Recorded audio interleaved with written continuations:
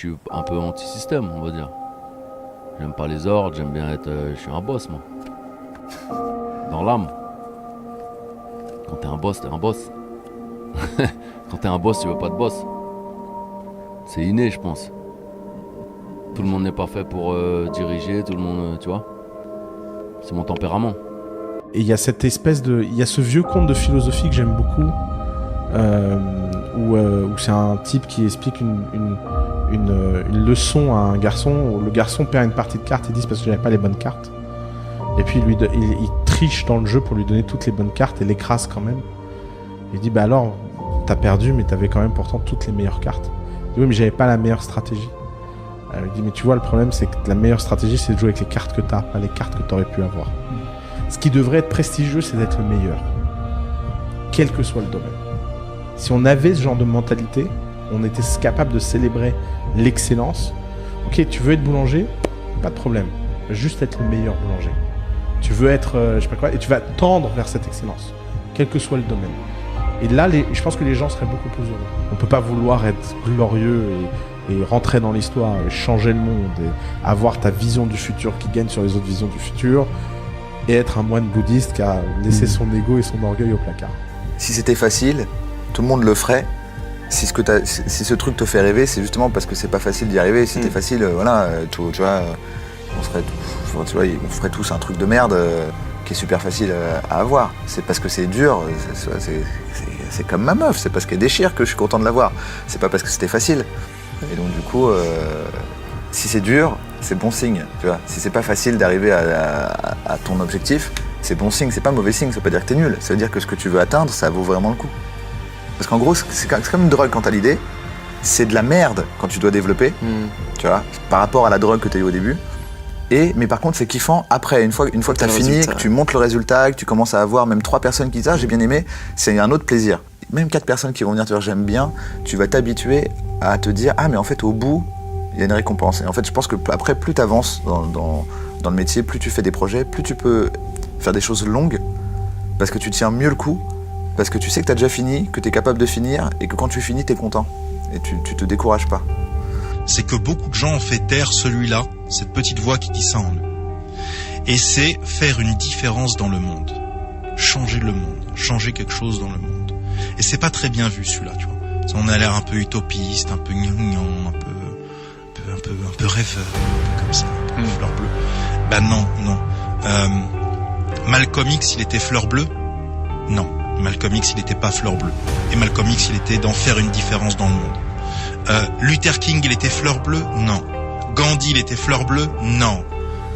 Che Guevara, il était fleur bleue? Non. Et tous ces mecs-là, ils étaient faire une différence dans le monde. Donc quand on vous dit ouais, c'est gnangnan, arrête et tout, tu vois, bah tu dis oui, va dire ça à Che Guevara. Alors après, on se dit mais comment c'est possible? Comment on peut faire tel ou tel projet? En fait, on ne le fait pas, on le fait grâce aux autres. On va rencontrer des gens qui vont se greffer à votre projet et qui vont mettre en place le fait que ça va se réaliser demain. Ils vont rajouter leur propre talent. La réalité, c'est ce qui nous reste quand on cesse d'y croire.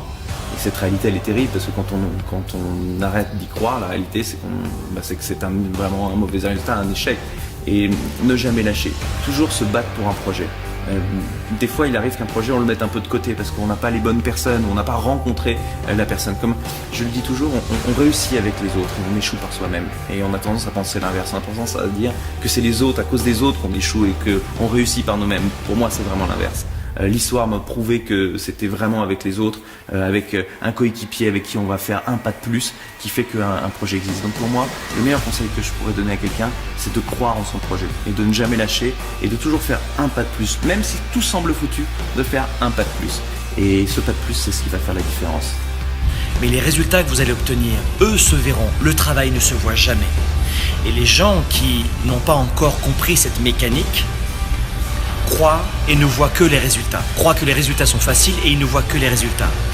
Pour lui ou elle, ça a été facile. Il avait un coach, il avait de l'argent, il avait un poids, il habitait dans ce pays, il avait ça comme diplôme, il avait ça comme taille, comme poids, comme âge. Il était blanc, bleu, vert, noir, peu importe. Mais pour lui, c'était plus facile.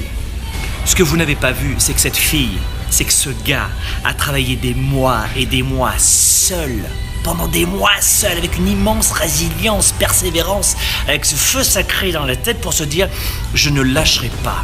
Une grande discipline, les gars. Parce que les équipes comme ça, on n'a pas le droit à une seule erreur. Par contre, on lâche les chevaux aujourd'hui. On les lâche. Et les gars, quand ils ont le ballon, des fois ça va pas être facile de le récupérer. Mais c'est là qu'on doit prendre du plaisir à défendre ensemble. Mais par contre, les gars, quand on le récupère, on fait mal. On fait mal. Aujourd'hui, on fait mal. On le récupère, on part comme des flèches. Tous. On donne tout ce qu'on a. On peut pas être fatigué aujourd'hui. Il faut un trophée à la fin. Il faut un trophée à la fin de cette ligne. Le problème, c'est pas tant de savoir si je vais passer pour un con, c'est de savoir si vous avez la capacité intellectuelle, physique, technique de le faire. C'est maintenant qu'il faut le faire. C'est pas demain, c'était pas hier, c'est maintenant. C'est maintenant. C'est maintenant. C'est maintenant.